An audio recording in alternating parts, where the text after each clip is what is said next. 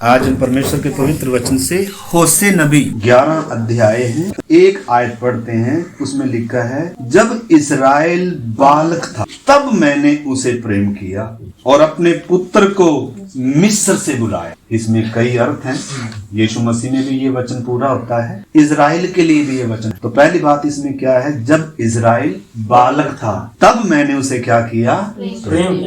परमेश्वर शुरू से ही क्या करता है, इंसान से प्रेम करता है। और 3 में लिखा है, मैं ही एफ्रेम को पांव पांव चलाता था और उसको गोद में लिए फिरता था, परंतु वे नहीं जानते थे कि उनका चंगा करने वाला मैं ही हूँ। दुख की बात है, चंगा करने वाला परमेश्वर है, लेकिन ये नहीं जानते थे। अगर परमेश्वर ना बचाए तो बचने का क्या नहीं है, कोई रास्ता नहीं है। परमेश्वर हमारा चंगा करने वाला परमेश्वर है। कई बार हमें विश्वास नहीं होता, दुआई पर हमारा भरोसा होता है, विश्वास होता है, लेकिन आपको मालूम है चंगा करने वाला कौन ही होता है, फिर भी परमेश्वर ही होता है। अगर चंगा करने वाला परमेश्वर ना हो तो हम कितनी भी दवाई खा ले, क्या भी नहीं होगी, चंगे नहीं होंगे, बचेंगे नहीं। ठीक है ना। तो इस करके हमने परमेश्वर के प्यार को देखो समझना है, जो कौन नहीं समझ रहा, इजराइल ने नहीं समझा। कह रहा इजराइल को मैंने कब प्यार किया, जब बालक था। और लिखा, मैं ही उसे पांव पांव चलाता था। पांव पांव, जैसे बाप अपने बेटे को क्या करता है, गोद में भी उठाता है, प्यार भी करता है, और उंगली पकड़ कर क्या करता है, चलना सिखाता है। ऐसे ही प्रभु क्या कह रहा है, मैं ही उनको पांव पांव चलाता था, परंतु वे नहीं जानते थे कि उनका चंगा करने वाला मैं हूँ। क्या आपको मालूम है, यीशु हमारा चंगा करने वाला है। दाम दिया है, पूरी कीमत चुकाई। हम विश्वास करें या ना करें, उद्धार की कीमत चुकाई है। हमारे सारे रोगों की, सारी बीमारियों की, सारे श्रापों की उसने क्या उठाई है, दंड उठाया, कीमत दिया है। तो हमें विश्वास से क्या करते हैं, वो सब पाते हैं। तो आगे लिखा है, मैं उनको मनुष्य जानकर प्रेम की डोरी से खींचता था, और जैसे कोई बैल के गले की जोत खोलकर जुआ उतार कर उसके सामने आहार रख दे, मैंने भी उनसे वैसा ही किया। बैल के गले में जोत बंधी होती है, जुआ होता है भारी, और भारी बोझ मतलब वो दबा होता है। मतलब उदाहरण दे रहा है, मैंने जानवरों की तरह तो व्यवहार नहीं किया, मैं मनुष्य जानकर प्रेम की डोरी से क्या खींचता था। तुम्हें देखो परमेश्वर का व्यवहार कैसा है। हालांकि इजराइल नहीं समझा इस बात को, मनुष्य परमेश्वर के प्यार को नहीं समझता। बाकी सबका प्यार इसको समझ में आता है कई बार, लेकिन किसका प्यार नहीं समझ में आता, जिसने इसको अपने हाथ से बनाया, एक रूप दिया, अपने जीवन का श्वास फूंका और सब चीज इसके लिए दी, पेड़ पौधे, फल फ्रूट, चांद सूरज, सब उत्तम अच्छा वातावरण दिया। पृथ्वी पर ये वातावरण और कहीं नहीं है, दूसरे ग्रहों में ये वातावरण, पृथ्वी परमेश्वर ने मनुष्यों के रहने के लिए बनाई है। इसलिए इस पर आपको मालूम है 3/3 पानी है, जंगल है, पेड़ पौधे हैं। क्यों? क्योंकि इसके बिना हम क्या नहीं रह सकते, जिंदा। कैसे कैसे फल फ्रूट, कैसे कैसे, मतलब जो हमारे लिए जरूरी था, मांगने से नहीं हमने पाया, परमेश्वर मांगने से पहले। इसलिए प्रभु ने कहा, तुम्हारा एक स्वर्गीय पिता है जो तुम्हारे मांगने से पहले जानता है कि ये तुम्हारी जरूरत है। उसको मांगने से पहले जानता है। आदम को इससे पहले कि बनाए, उससे पहले उसके लिए सारा इंतजाम कर दिया। एक चीज भी उसको मांगने की जरूरत नहीं पड़ी। इवन सब पक्षियों के, जानवरों के जोड़ा जोड़ा थे, लेकिन आदम का अकेला रहना परमेश्वर को अच्छा नहीं लगा। इसलिए क्या बनाया, उसने मांगने से नहीं बनाया, उसको तो गहरी नींद में डाल दिया। तू इसके विषय में क्या रहो, निश्चिंत रहो, क्योंकि अगर तू हाथ डाल लेगा इस बीच में तो तू मतलब कर नहीं पाएगा। इसलिए पसली निकाल कर लिखे, उसी की संति क्या भर दिया, मांस, और एक सहायक बनाया, जोड़ा बनाया, ताकि इंसान क्या करे, आराम से आनंद के साथ सब चीजों पर अधिकार रखते हुए क्या करे, चले। तो हमने समझना, परमेश्वर ने जब इंसान को बनाया, कितने प्यार से बना रहा है, कितनी आशा के साथ बना रहा है। बंदर से नहीं आए हम, बस बहुत सारी दुनिया इस डाउट में हमारे बाप दादा बंदर थे, साइंसदान भी बंदर बोलते हैं। और कोई कह रहे हैं जी आसमान से टपक गए और खजूर पर अटक गए। इसलिए हमारा ना कोई बनाने वाला ना कोई, हमें खुद ही क्या है परमेश्वर, इंसान ही परमेश्वर। इसलिए सुनो सब की और करो अपने मन की। कितनी दुनिया जब अंधेरे में भटक रही है, कितने बड़े बड़े लोग जब दुनिया को अंधकार में ढकेल रहे हैं झूठे ज्ञान के द्वारा, ऐसे में हम धन्यवाद करें परमेश्वर ने हमें अपने सत्य को प्रकट कर दिया, अपने आप को प्रकट कर दिया। वो हमें ढूंढ कर आया, उसने जीवन मुहैया किया। हमने तो क्या ही किया था, हमें याद है हमने क्या किया है? हम सब ने, मानव जाति ने मिलकर क्या किया याद है? उस निर्दोष को क्रूस पर चढ़ाया, हमने उसका इनकार किया है, फिर भी उसने हमारे लिए क्या करी? प्रार्थना करिए बाप इनको क्या कर। इसलिए जब एक व्यक्ति, पापी व्यक्ति जब इस चीज को पहचानता है, उधर से मसीह जीवन की शुरुआत होती है। यीशु के पास आकर चंगाई पाने से मसीह जीवन की शुरुआत नहीं हुई। यीशु के नाम से बड़े बड़े आश्चर्य काम हो गए, बहुत कुछ मिल गया, ये मसीह जीवन नहीं है। वो तो किसी और के नाम से भी मिल रही। टाटा अंबानी यीशु को भी नहीं मानते, उनके पास हर चीज है लेकिन उद्धार नहीं है, क्योंकि उद्धार करता कौन है? यीशु मसीह। यीशु मसीह। इस करके बोलो यीशु मसीह के लहू की जय। आइए हम व्यवस्था विवरण और एक अध्याय निकाल लेंगे। एक अध्याय का 30 वचन से पढ़ेंगे। पहले पढ़ा हुआ है वचन, लेकिन कई बार हम बार बार पढ़ने से भी वचन की उस जो विषय की गंभीरता को समझ नहीं पाते। कुछ नए लोग भी हैं, समझने का प्रयास करें, फिर हम अपने विषय में आ रहे हैं। 30 से मैं पढ़ता हूँ। तुम्हारा परमेश्वर यहोवा जो तुम्हारे आगे आगे चलता है, वो आप तुम्हारी ओर से लड़ेगा। आमीन। क्या विश्वास करते हैं? बिल्कुल। परमेश्वर अपने लोगों की लड़ता है कि नहीं लड़ता है? बिल्कुल लड़ता है। जब हम उस पर भरोसा रखेंगे, जब हम उस पर विश्वास करेंगे, जब हम अपने विषय उसको देंगे, जब हम उसको कहेंगे प्रभु तू मेरे लिए क्या कर, तो वचन कहता है, और वचन कभी झूठ नहीं बोलता, वचन कहता है तुम्हारा परमेश्वर यहोवा तुम्हारे आगे आगे चलता है, वो पीछे नहीं है। यीशु ने कहा मेरी भेड़ मेरा शब्द पहचानती है और मेरे पीछे आगे वो है, हर चीज में आगे है वो। सदरक मेसक अबेदनगो पहले आग में नहीं गए, पहले आग में कौन था? यीशु मसीह था भाई, पहले ही खड़ा है, आ जा, कोई चिंता ही ना कर। तो परमेश्वर वो है वास्तव में जो आगे आगे चले, सच्चा चरवाहा वो है वास्तव में जो भेड़ों के आगे आगे चले। इधर से आ, ऐसे कर, ऐसे कर, ठीक है ना? तो इस करके समझने का प्रयास करें, कोशिश करें। अगर आपको और किसी काम में नींद नहीं आती है, लेकिन अगर आप संगति को, अगर आप परमेश्वर के वचन को, अगर आप प्रार्थना को, आराधना को, परमेश्वर की उपस्थिति में अगर आप आनंदित नहीं है, तो फिर दशा हमारी क्या होगी? क्या होगी बताओ? खराब है मेरे प्यारे भाई बहन। अपनी दशा को हमने पहचानना है। वचन कहता है परमेश्वर की उपस्थिति में तो क्या है? आनंद की भरपूरी। और धन्य वे हैं जिन्होंने यहोवा को अपने सुख का, अपने आनंद का मूल जाना है, आधार बनाया है कि मेरे आनंद का विषय मेरा परमेश्वर है। खाना पीना नहीं है, तंदुरुस्ती नहीं है, ये तो मिट्टी का शरीर है, 4 दिनों की जिंदगी है, ये तो जब तक हम रहेंगे दुख तकलीफ आती ही रहेगी। लेकिन मैं आत्मा में क्या होना है? बलवंत होना है, ठीक है ना?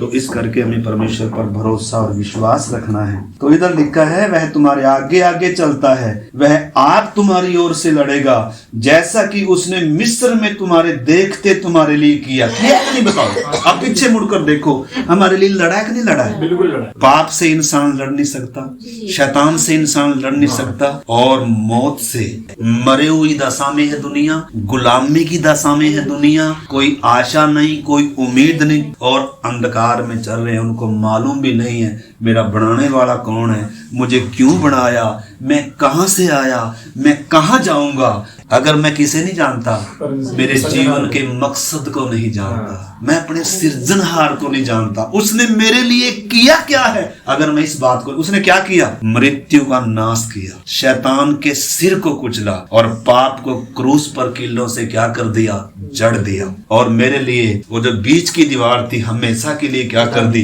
गिरा दी, ताकि पापी व्यक्ति पवित्र परमेश्वर से क्या कर ले? मेल कर ले। अशुद्ध था, अपने लहू से धोकर क्या कर दिया, शुद्ध कर दिया, हिम की नाई श्वेत कर दिया। नंगा था, अपनी धार्मिकता पहना दी। लेकिन जितनों ने यीशु का बपतिस्मा लिया उन्होंने किसको पहना हुआ है, यीशु को। परमेश्वर की धार्मिकता को पहना है कि नहीं पहना है? पहना है तो तभी आप धर्मी है, नहीं पहना तो धर्मी नहीं। सबूत देगा एक विश्वासी, अगर उसने उद्धार पाया है, उसने प्रभु को जाना है, वो विश्वास करता है, तो बपतिस्मा ही तो आपके विश्वास का प्रमाण है भाई जी।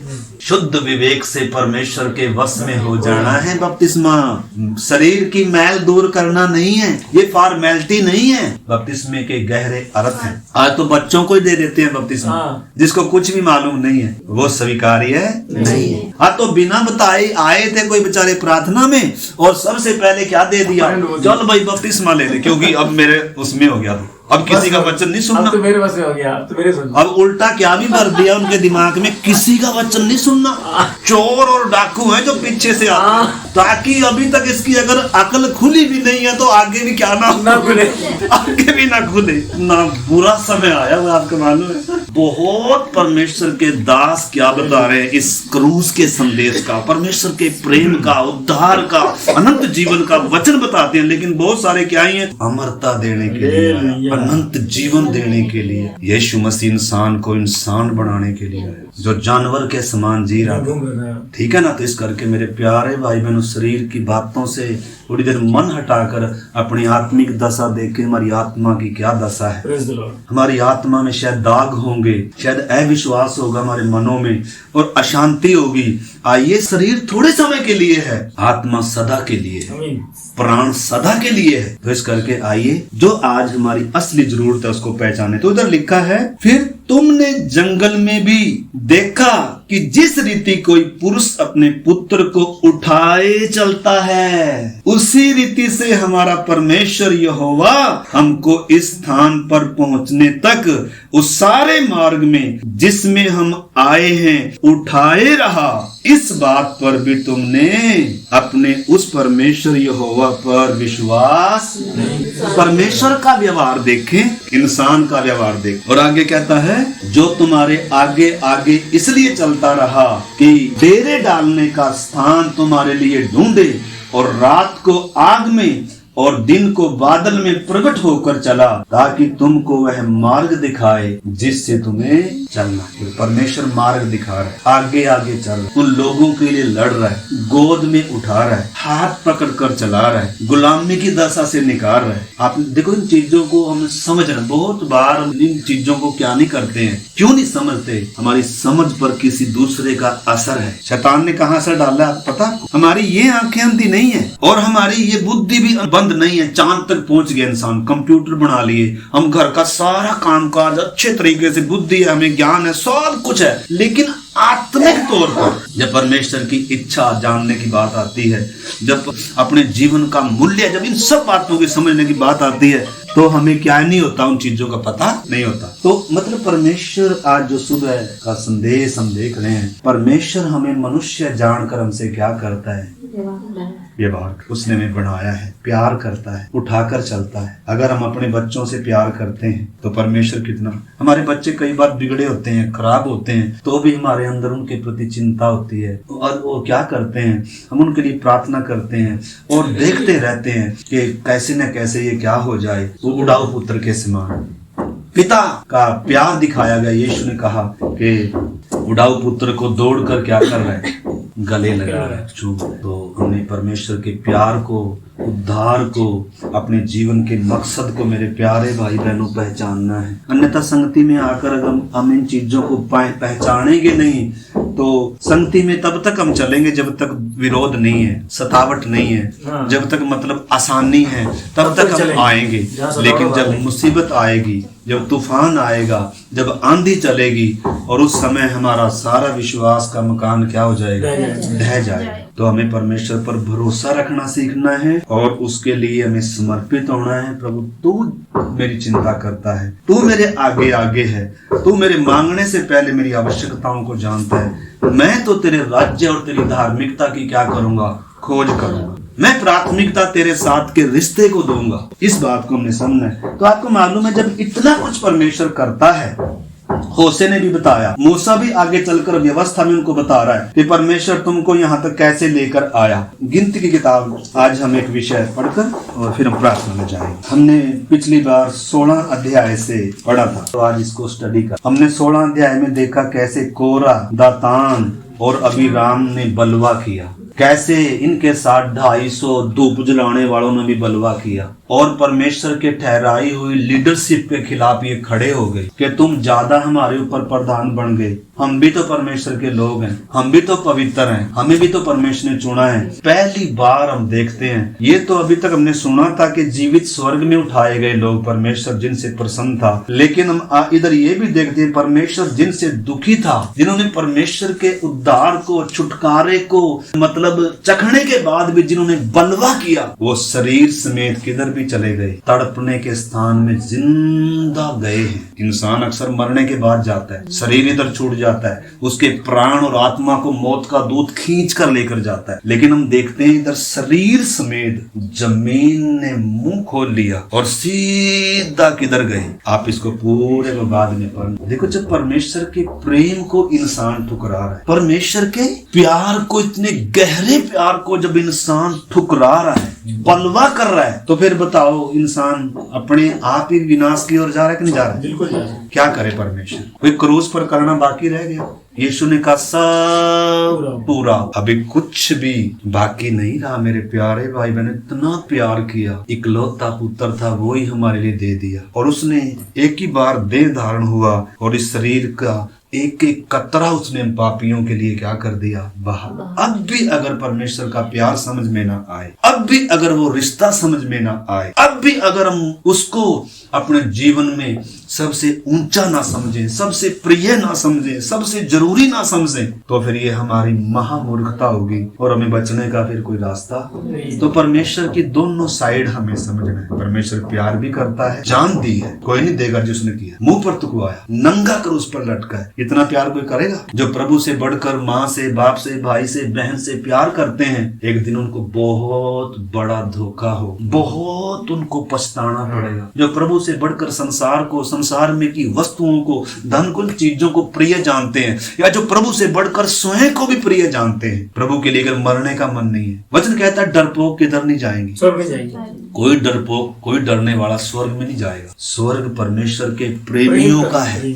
स्वर्ग परमेश्वर के लोगों का है, जो आनंद के साथ उसके साथ चल रहे हैं, जो परमेश्वर के कारण आनंदित हैं, जो यीशु के कारण आनंदित है। भले दुख होगा, शरीर में तकलीफ होगी, परिवार में समस्याएं होगी, लेकिन जब बात आती है परमेश्वर की, तो परमेश्वर में वचन में लिखा है प्रभु में क्या रहो, आनंदित रहो। अगर उसने हमारी इतनी कीमत दिया, तब भी अगर हम आनंदित ना हो, धन्यवादित ना हो, समर्पित ना हो, तो भाई देखो लॉटरी लगने से वो आत्मा की शांति नहीं मिलेगी। हाँ, शरीर की खुशी मिल जाएगी, चंगाई से शरीर की खुशी मिल जाएगी, धन दौलत से शरीर की खुशी मिल जाएगी, नौकरी लग गई या और कुछ भी मिल गया, तात्कालिक खुशी है, लेकिन उसके बाद आनंद। इसलिए वो धनवान को प्रभु ने कहा तूने बहुत क्या पाली। जो सुख विलास से रहता था, धूमधाम से रहता था, उसको भविष्य का मालूम ही नहीं था, उसको ये एहसास ही नहीं था कि मरने के बाद भी एक जीवन है, उसको ये एहसास ही नहीं था कि शरीर से बढ़कर मेरी प्राण और आत्मा में भी कुछ चाहिए,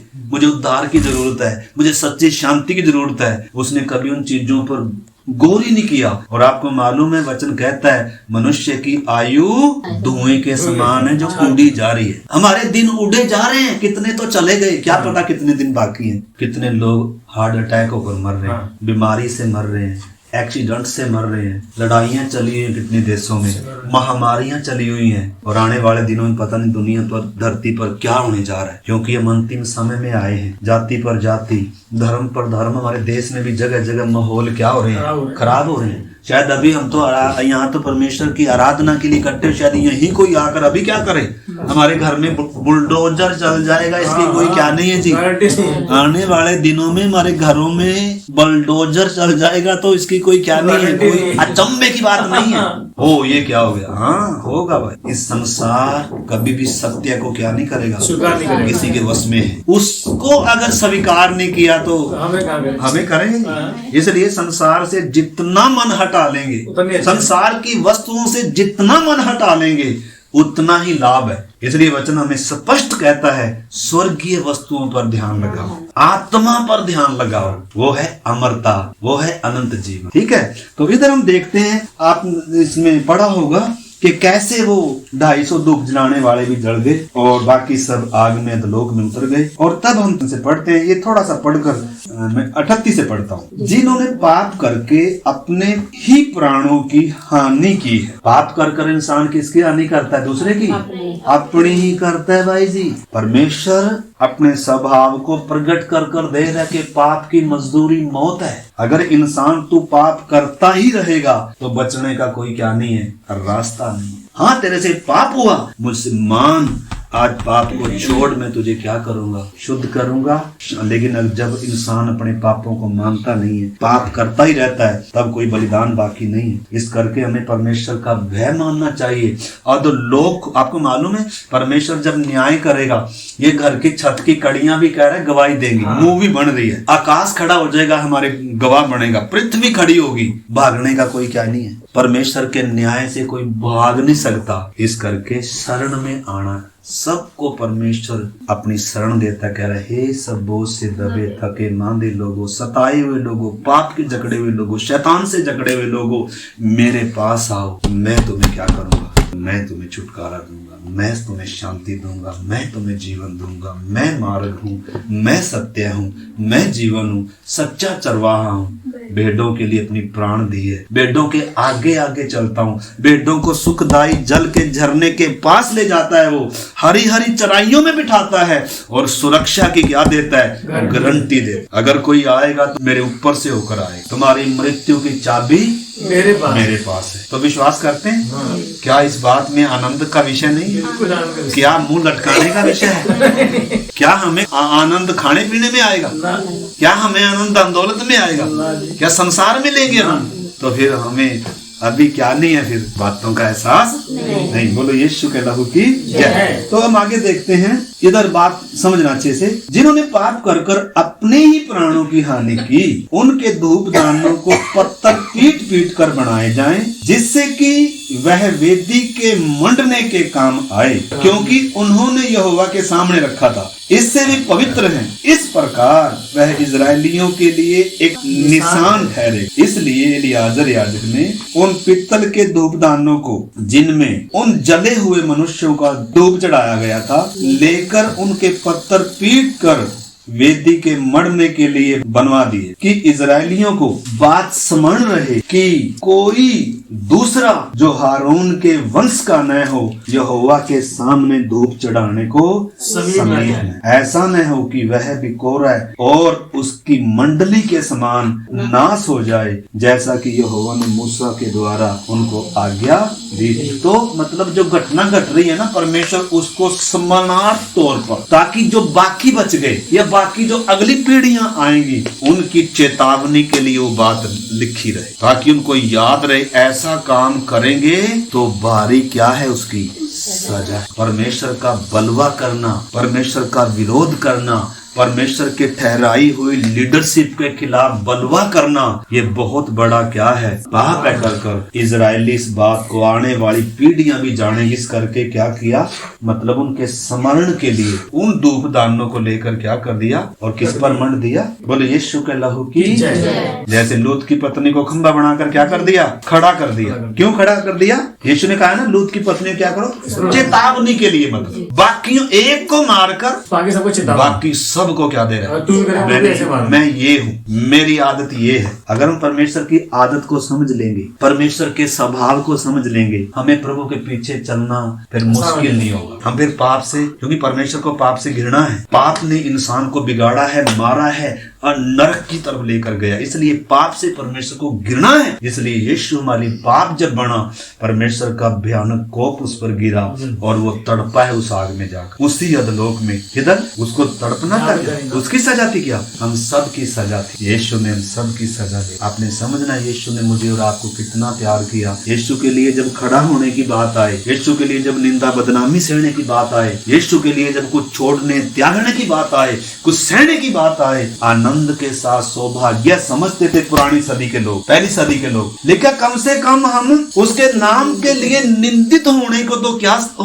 ठहरे, योग्य ठहरे, आनंद मनाते थे, खुशी मनाते थे कि हमें सौभाग्य मिल गया। जिसने हमारी इतना बड़ा दुख सहा, अरे हमें भी उसके नाम के लिए कुछ तो सहने का क्या मिल गया, अवसर मिल गया, वो सौभाग्य समझते थे। लेकिन आज मैंने जैसे बताया, कितने लोगों ने घर में क्या रख ली, डर के मारे। वचन कहता है डरपोक स्वर्ग के राज्य में नहीं जाए। कोई भी डरने वाला व्यक्ति प्रभु के पीछे चल भी नहीं सकता और स्वर्ग में जा भी नहीं सकता। डर की एक आत्मा होती है। प्रभु यीशु मसीह हमें उद्धार जब देता है, छुटकारा करता है पूरा। इस करके हमें ऐसा जीवन जीने के लिए मन रखना है, समर्पण करना है, जैसे जीवन से परमेश्वर क्या हो, खुश हो मेरे प्यारे भाई। हम स्कूल में होंगे, कॉलेज में होंगे, फैक्ट्री में होंगे, मोहल्ले में होंगे, शायद उधर कोई नहीं यीशु मसीह को जानने वाला होगा, शायद हम ही होंगे, लेकिन परमेश्वर हमारे साथ। हमें कभी नहीं भूलना चाहिए, प्रभु मेरे साथ है। तो रोक सकता है ना दूसरों को, लेकिन रोकता नहीं है। क्यों नहीं रोकता?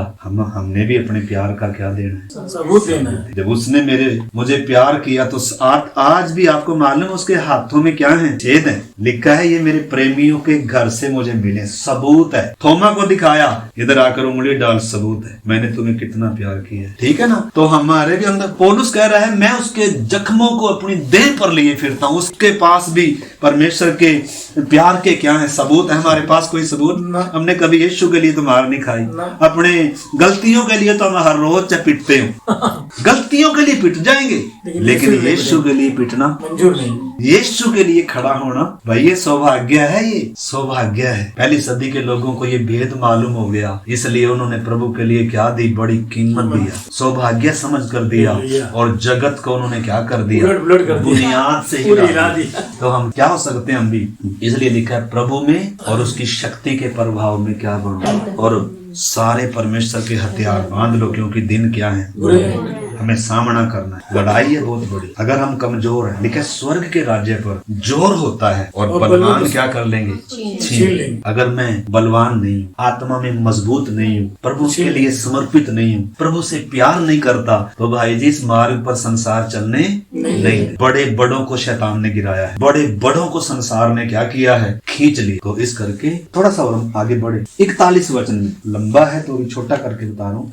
दूसरे दिन इजरायलियों की सारी मंडली यह कहकर मूसा और हारून पर बुड़बुड़ाने लगी कि यहोवा की प्रजा को तुमने मार डाला। देखो इतनी बड़ी घटना घट गई, फिर भी ये इजरायली लोग किसके खिलाफ बुड़बुड़ा रहे हैं, लीडरशिप के खिलाफ क्या कर रहे हैं, कह रहा है तुमने मारा है। परमेश्वर तो नहीं मारता, परमेश्वर तो प्यार करता है। वो तो भी सोच क्या है, परमेश्वर क्या करता है, प्यार करता है। हाँ प्यार करता है भाई, कौन इनकार करता है। लेकिन परमेश्वर ने क्या भी किया है, धरती को खोल दिया, पूरा डाल दिया, उधर डाल दिया। तो परमेश्वर प्यार भी करता है, परमेश्वर क्या भी करता है, क्रोध भी करता है। क्रोध हमारे समान नहीं, लेकिन उसका क्रोध सच्चा है, न्याय है उसके क्रोध में, धार्मिकता है उसके क्रोध में। वो कभी गलती नहीं करता, उसे कभी पछताना नहीं पड़ता, वो सिद्ध है, वो पवित्र है, वो धर्मी है, उसके स्वभाव में न्याय है, उसके स्वभाव में अगर प्यार है, उसके स्वभाव में अगर दया है, तो उसके स्वभाव में क्या भी है, न्याय भी है। न्याय उसका स्वभाव है, मतलब न्याय को इग्नोर कर कर परमेश्वर साइड में से होकर जा नहीं सकता, न्याय को पूरा करता है। इसलिए यीशु मसीह ने परमेश्वर के न्याय को पूरा कर कर और हमें यीशु में होकर परमेश्वर के पास जाने का क्या मिल गया, मौका हमने समझना है। तो बहुत बार ऐसा अभी भी होता है, पूरी मंडली किसके खिलाफ खड़ी हो जाती है, सेवकों के खिलाफ। पता नहीं क्या क्या सीधा बोल। हमें डरना चाहिए मेरे प्यारे भाई बहन, हमें डरना चाहिए, किसी सेवक के खिलाफ क्या नहीं करना चाहिए। प्रार्थना करें, नहीं समझ में आए उसकी संगति छोड़ दे, कहीं और चले जाए, लेकिन क्या ना बोले, उल्टा सीधा ना। आपको मालूम है यही वो मूसा है, इन्हीं लोगों के लिए जिसने मिस्र का सिंहासन को ठोकर मारी, अपने भाइयों के दुख को ये देख नहीं सका और इसे 40 साल अपने ससुर की बकरियां चराई। कितना कष्ट इसने उठाया, क्या ये इनको मारने के लिए लेकर आया? लेकिन इनकी सोच देखो, इंसान के अंदर अगर पाप है तो इसको सुधारा ही नहीं जा सकता। इंसान के अंदर अगर पाप है, पापी को सुधारने के लिए प्रभु नहीं आया, नया जीवन देने के लिए आया, एक नई जिंदगी की शुरुआत देने के लिए आया। तो आगे पढ़ो थोड़ा सा भाई जी। और जब मंडली के लोग मूसा और हारून के विरुद्ध इकट्ठे हो रहे थे, तब उन्होंने मिलाप वाले तंबू की ओर दृष्टि की और देखा कि बादल ने उसे छा लिया है और यहोवा का तेज दिखाई दे रहा है। तब मूसा और हारून मिलाप वाले तंबू के सामने आए। तब यहोवा ने मूसा और हारून से कहा, तुम उस मंडली के लोगों के बीच में से हट जाओ कि मैं उन्हें पल भर में भस्म कर डालूं। बार बार परमेश्वर जब पीछे हमने देखा उन्होंने बलवा किया, तब भी कहा तुम इनकी मंडली में से क्या हो जाओ, हट जाओ। जहाँ दिखता है ना सेवकों की आलोचना करने वाले लोग हैं, तो उधर उस संगति से, उस मंडली से क्या हो जाओ, हट जाओ भाई जी। जहाँ आलोचना होती है, मूसा ही है जो इनको परमेश्वर के पास लेकर आया, सिनाई के सामने लाकर खड़ा कर दिया। परमेश्वर से आमने सामने क्या करो, बात करो, सुनो उसको। मैंने तो सुना लेकिन तुमने नहीं सुना, तुम भी सुनो। और कोई लाएगा? और कोई मिस्र से छुड़ाएगा? मिस्र से कौन छुड़ाएगा? संसार से कौन छुड़ाए? परमेश्वर के ठहराए हुए होंगे जो। अन्य तो बोल लेंगे यार हमें संसार में भी तो रहना है, संसार का भी कर लो और हमारी भी मान लो और प्रभु की भी, आदि परमेश्वर की मान लो, आदि किसकी मान लो, फिर उनकी मान लो। समझौते का जीवन ये नहीं है। हाँ, कुछ शायद कंफ्यूजन में हो सकते हैं उनके अंदर परमेश्वर के लिए जलन, जैसे उनको ये सच्चाई मालूम पड़ेगी वो भी क्या हो जाएंगे, उसी समय स्वीकार करें। लेकिन कुछ लोग तो क्या ही करने के लिए स्वीकार नहीं, मानने के लिए स्वीकार नहीं है। तो ऐसी मंडलियों में नुकसान उठा सकते हैं। परमेश्वर कह रहे हैं उनसे क्या हो जाओ, दूर। आगे 44। यहोवा ने मूसा और हारून से कहा, तुम उस मंडली के लोगों के बीच में से हट जाओ कि मैं उन्हें पल भर में भस्म कर डालूं। तब वे मुंह के बल गिरे और मूसा ने हारून से कहा, धूप दान को लेकर उसमें वेदी पर से आग रखकर उस पर धूप डाल, मंडली के पास फुर्ती से जाकर उसके लिए प्रायश्चित कर, क्योंकि यहोवा का कोप अत्यंत भड़का है और मरी फैलने लगी। मूसा की आज्ञा के अनुसार उसी समय परमेश्वर का जो ठहराया हुआ सेवक है वो क्या कर रहा है, ऐसे लोगों के लिए फटाफट क्या कर रहे हैं, परमेश्वर के सामने रो रहे हैं, परमेश्वर को क्या कर, माफ कर, इनकी मूर्खता को क्या कर, माफ कर, इनके पाप को इनके ऊपर क्या ना कर, ना लगा। लड़ते नहीं है तो बिचवाई कर रहे हैं। और तब आगे हम देखते हैं मूसा की आज्ञा के अनुसार हारून धूप लेकर मंडली के बीच में दौड़ा गया और यह देखकर कि लोगों में मरी फैलने लगी है, उसने धूप जलाकर लोगों के लिए प्रायश्चित किया और वह मुर्दों और जीवित के मध्य में खड़ा हुआ। तब मरी थम गई। आमीन। देखना हारून का काम देखना। आपको मालूम है इजरायलियों का महायाजक हारून है, लेकिन हमारा महायाजक कौन है? कितनी तसल्ली है मेरे प्यारे भाई, अगर हमने गलती कर भी दी, पाप हो भी गया, अगर आज हम अपनी गलती और पाप गुनाह को मान लें, आपको मालूम है उनके महायाजकों को तो मौत रहने नहीं देती थी क्योंकि वो पापी थे, लेकिन हमारा महायाजक मौत के ऊपर क्या हुआ है, जय। मलकीसेदेक की रीति पर सदा का महायाजक है और हमारे लिए क्या करता है, आज भी क्या कर रहे हैं, विनती कर रहे हैं, आज भी विनती कर रहे हैं। अगर हम अपनी गलती का एहसास कर गलतियों को मानते रहें, छोड़ते रहें और प्रभु हमें शुद्ध करने में, क्षमा करने में लिखा है क्या है, विश्वास। परंतु गलती बार बार हमें दोहराने से क्या होना है, बचना है मेरे प्यारे भाई। मैं उन वचनों में नहीं जा रहा, बहुत सारे वचन है। लिखा है तब और वह मुर्दों और जीवितों के मध्य में खड़ा हुआ, तब मरी थम गई और जो कोरह के संग भागी होकर मर गए थे उन्हें छोड़ जो लोग इस मरी से मर गए वे 14,700 थे। तब हारून मिलाप के तंबू के द्वार पर मूसा के पास लौट गया और मरी क्या हो गई। इजरायलियों ने नहीं अपने पाप मानने थे, बल्कि मूसा के मध्यस्थ। लेकिन उन सेवकों का रोल देखना, इसलिए सेवकों की कीमत कितनी ज्यादा है जिनको प्रभु ने ठहराया है मेरे प्यारे भाई बहनों। इसलिए वचन कहता है अपने अगुओं की आज्ञा मानो और उनके क्या रहो, अधीन। क्यों? क्योंकि वे उनकी नाई है जो तुम्हारे प्राणों के लिए क्या करते हैं, जागते, उन्हें लेखा देना पड़ेगा। ऐसे तो इस करके बहुत सारे वचन हम उनमें जाएंगे। एक वचन हम अब मेरे साथ निकालें, इब्रानियों की पत्री 7 अध्याय। अभी हम प्रार्थना करने जा रहे हैं। आज एक समर्पण के साथ हम उठेंगे, एक संकल्प के साथ हम उठेंगे। इब्रानी 7 अध्याय 22 से पढ़ें। इस प्रकार यीशु एक उत्तम वाचा का जामीन ठहरा। वे तो बहुत बड़ी संख्या में याजक बनते आए, इसका कारण यह था कि मृत्यु उन्हें रहने नहीं देती, पर यह युगानुयुग रहता है, इस कारण उसका याजक पद अटल है। इसीलिए जो उसके द्वारा परमेश्वर के पास आते हैं वह उनका पूरा पूरा उद्धार कर सकते, क्योंकि वह उनके लिए विनती करने में सर्वदा जीवित है। आमीन। रोमी 8 अध्याय और उसका 32 से 34। जिसने अपने निज पुत्र को भी न रख छोड़ा परंतु उसे हम सब के लिए दे दिया, वह उसके साथ हमें और सब कुछ क्यों न देगा। परमेश्वर के चुने हुओं पर दोष कौन लगाएगा? परमेश्वर ही है जो उनको धर्मी ठहराने वाला है। फिर कौन है जो दंड की आज्ञा देगा? मसीही है जो मर गया वरन मुर्दों में से जी उठा और परमेश्वर की दाहिनी ओर है और हमारे लिए निवेदन करता है। मसीह है जो हमारे लिए क्या करता है? निवेदन कर। तो हमने समझना है यीशु मसीह हमारा महायाजक है, लेकिन उसके साथ साथ हमने एक बात जो शुरू में देखी वो ये भी है कि हमें मतलब इजरायलियों को जब ऐसी परिस्थिति उनके जीवन में आई तो उनके जीवनों से क्या निकला? अनाज्ञाकारी, बलवा और अपने सेवकों के प्रति उनके मन में क्या निकला? वो कड़वाहट, वो गंदगी, वो पाप निकला। परंतु मेरे प्यारे भाई बहनों, हमें यीशु के लहू से धोया गया, पाप से प्रभु ने हमारा छुटकारा किया। आज भी अगर हमसे कोई गलती हो जाए, प्रभु हमें शुद्ध करने के लिए तैयार है। अगर हम मान लें और हमें ऐसी आलोचनाओं से क्या करना है, ऐसे व्यवहारों कामों से हमें बचना है और हर दिन हमें क्या होना है? नया होना है। हमारा देश ये नहीं है, हमारा घर ये नहीं है, हम परदेसी हैं। हम थोड़े समय जैसे मिस्र में से न केवल उनको निकाल लिया, मिस्र उनका घर नहीं था और मरुभूमि भी उनका घर नहीं था। थोड़े समय के लिए लेकर आया था, कुछ सिखाने के लिए लेकर आया था, उनकी भलाई के लिए लेकर आया था।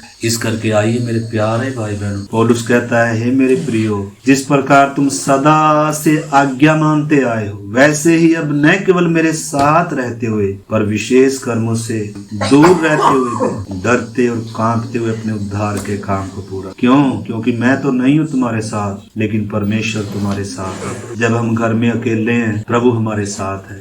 हमारा दिन भर किधर मन लगा हो? दुनिया पाप में, संसार में, अपने आपे में, खाने पीने में, एंजॉय में लगी है। दुनिया के खाने पीने के सोने के दिन है, लेकिन मेरे प्यारे भाई बहनों, हमें अपने प्रभु के लिए तैयार होने का समय है।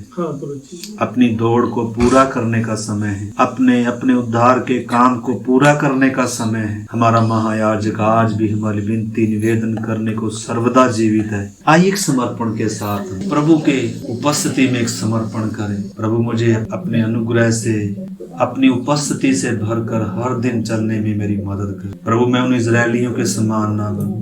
आपने इतना प्रेम किया प्रभु जी, आप हमारे चंगा करने वाले परमेश्वर हैं। आपने बाप की तरह हमें प्रेम किया प्रभु। आपने हमें पांव पांव चलना सिखाया। एक समय था आपने हमें गोद में उठाया, एक समय था आपने हमें पांव पांव चलाया। प्रभु एक समय आया, आप चाहते हैं कि हम आपके इशारों को, आपकी इच्छा को समझ कर चले प्रभु जी।